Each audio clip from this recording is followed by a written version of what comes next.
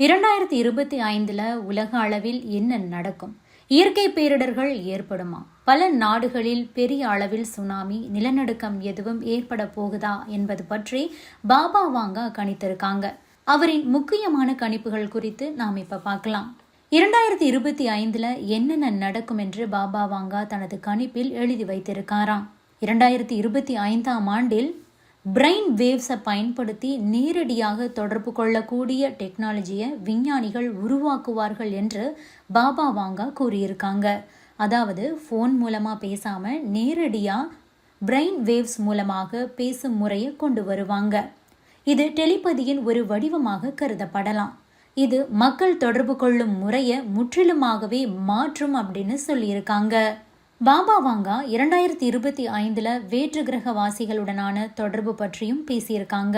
Super Pavul அல்லது Olympic மாதிரியான முக்கிய விளையாட்டு நிகழ்வின் போது இந்த தொடர்பு ஏற்படலாம். இந்த நிகழ்வு மனித குலத்திற்கும் அறிவியலுக்கும் வரலாற்று சிறப்பு மிக்கதாக அமையும். மிக முக்கிய நிகழ்வு ஒன்றின் போது நேரடியாக ஏலியனுடன் நாம் தொடர்பு கொள்வோம்னு சொல்லியிருக்காரு.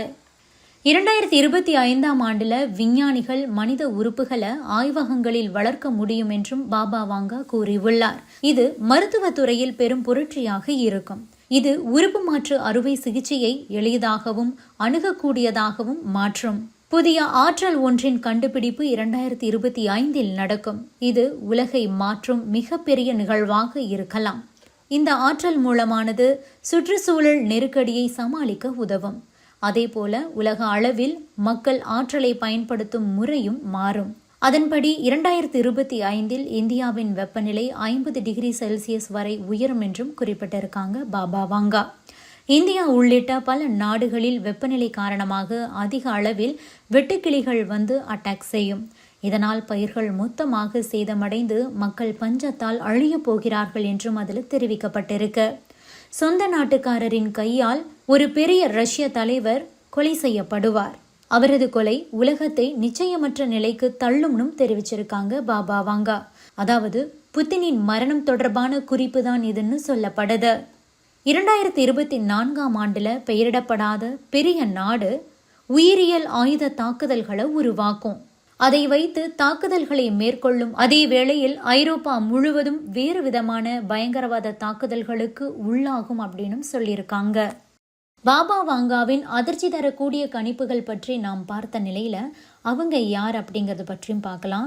பல்கேரியாவை சேர்ந்த மூதாட்டி பாபா வாங்கா. இவங்க 1996 இறந்துட்டாங்க. பிறகு ஏன் இவங்களுடைய கணிப்பு முக்கியத்துவம் பெறுது அப்படின்னா, இன்னும் பல ஆயிரம் ஆண்டுகளுக்கு கூட அவங்க இறக்க முன்பாகவே கணிப்புகளை எழுதி வச்சுட்டு தான் போயிருக்காங்க. இவங்களுக்கு 12-13 வயது இருக்கும்போது பல்கேரியாவில் ஏற்பட்ட ஒரு பெரிய புயல் வெள்ளத்துல பாபா வாங்காவுடைய கண்களில் மின்னல் தாக்கி அவங்களுக்கு பார்வை பறிபோனது. அந்த நொடியில் அவருக்கு எதிர்கால காட்சிகள் மனதில் வருவதாக அவங்க குறிப்பிட்டிருந்திருக்காங்க. எதிர்காலத்துல எந்த ஆண்டில் என்ன நடக்கும் என்பது பற்றி அவங்களுக்கு தினமும் காட்சிகளாக வந்திருக்கான்.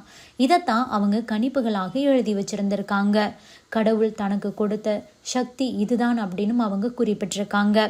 5079 ஆண்டு உலகம் அழியும் என்றும் அதுவரையிலான கணிப்புகளை அவங்க எழுதி வைத்துவிட்டு மரணம் அடைஞ்சிருக்காங்க. இதுவரைக்கும் உலகின் பல முக்கிய நிகழ்வுகளையும் இவங்க துல்லியமா கணித்ததாகவும் சொல்லிட்டு இருக்காங்க. உதாரணமா அமெரிக்காவின் இரட்டை கோபுர தாக்குதல் நடந்தது பற்றி கூட அவங்க துல்லியமா கணிச்சிருக்காங்களாம்.